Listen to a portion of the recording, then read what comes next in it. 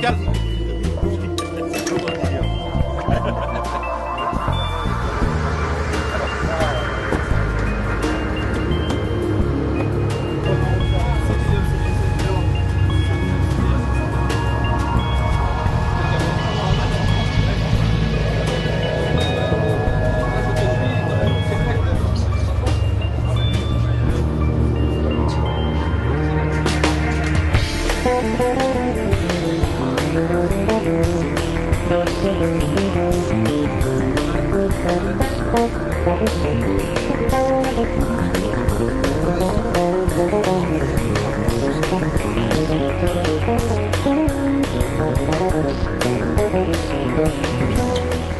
Je vais nous expliquer un petit peu après comment ça tient en fait, comment la peinture tient sur la toile. Ça s'appelle du médium flamand, du médium hollandais, un produit qui est à base d'huile de lin.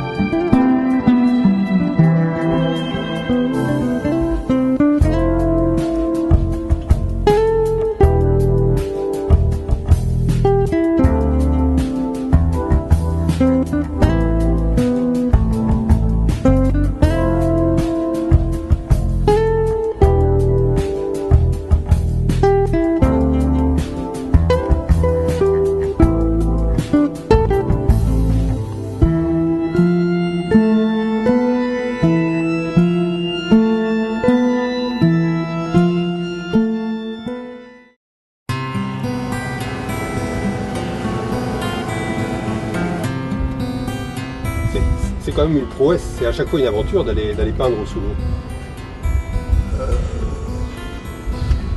Avec l'âge, oui.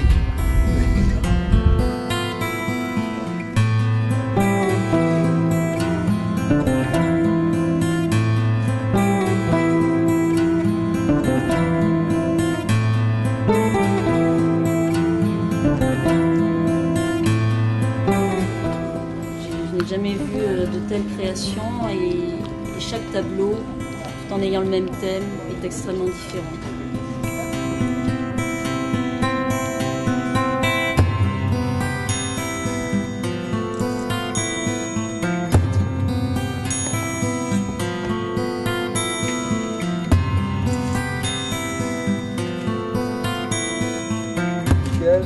André, par moi. Regarde. Il a attrapé une crampe à force du sourire, André.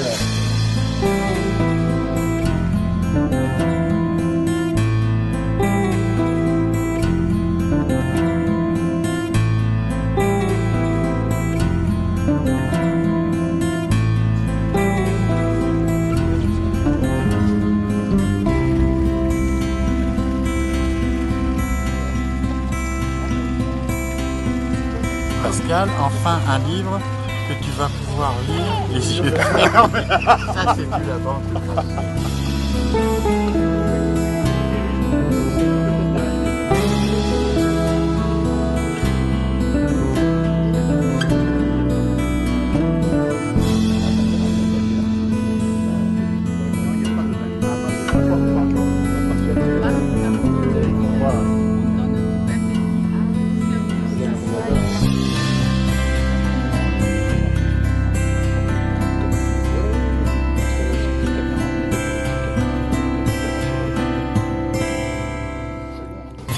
dernière plongée, ma dernière toile. C'est vrai? En plongée? C'était la dernière. Oh putain, dis-moi, c'est un collecteur alors là qu'on a là. Hein? Tu as pris la décision aujourd'hui ou... Ouais, peut-être bien, il a eu. C'est la dernière en date. J'ai compris. Tu nous as eu, t'as vu le jour? C'est énorme, Avec hein? une bande d'amis. Bande d'amis.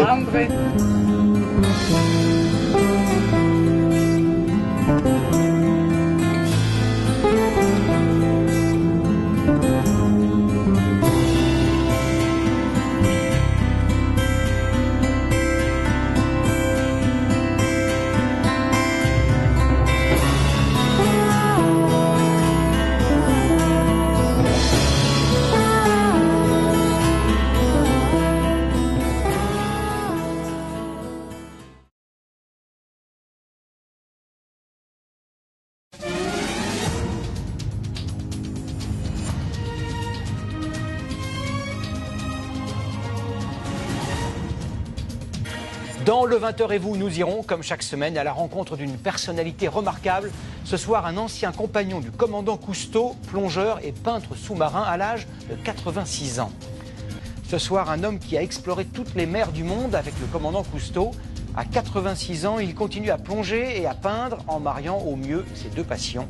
Nos hommes grenouilles, David Bordier, Pascal Marcelin et Alain Simonet, sont allés à sa rencontre. La Côte Bleue, au large de Marseille. André Laban va rejoindre son atelier, au fond de la mer. A priori, l'eau n'est pas mauvaise. La visibilité semble bonne, donc on trouvera bien un coin intéressant. Un nouvel exploit pour cet homme de 86 ans. Ses plongées sont devenues rares. Par 15 mètres de fond, le plongeur retrouve son décor naturel. Un rocher, en guise de chevalet. Au bout de son couteau, André décline ses variations de bleu, sa vision de la lumière, des ombres, du relief. Sous l'eau, pour que la peinture accroche, la toile est enduite d'huile de lin. Sa vieille boîte de peinture le suit depuis plus d'un demi-siècle, sous toutes les mers du globe. Après 50 minutes de plongée, fatigué, il rejoint enfin le bateau. C'est un peu une façon de dire je ne suis pas fini, je continue, mais difficilement. Pionnier de l'équipe du commandant Cousteau, André Laban va vivre et travailler durant plus de 20 ans avec le célèbre explorateur. Ingénieur chimiste, il a rejoint la Calypso en 1952. Inventeur, concepteur, il planche notamment sur une nouvelle caméra sous-marine.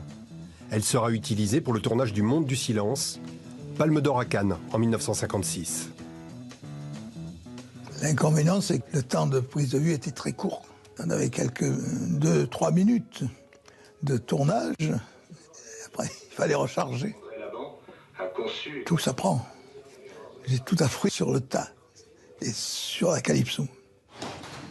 De ces expéditions, il conserve de nombreux trésors. Il y a des restes du Monde du Silence, c'est-à-dire de l'épave qui a été tournée dans ce film.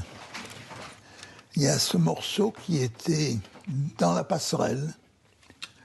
Ce sont des commandes électriques. Ému, André Laban garde toujours un œil sur la Calypso. Ça a été ma maison pendant des années et c'est comme une femme qu'on a aimée quand elle était jeune. On la voit toujours comme elle était autrefois. Sur la Calypso et sur la mer, le fil bleu de sa vie.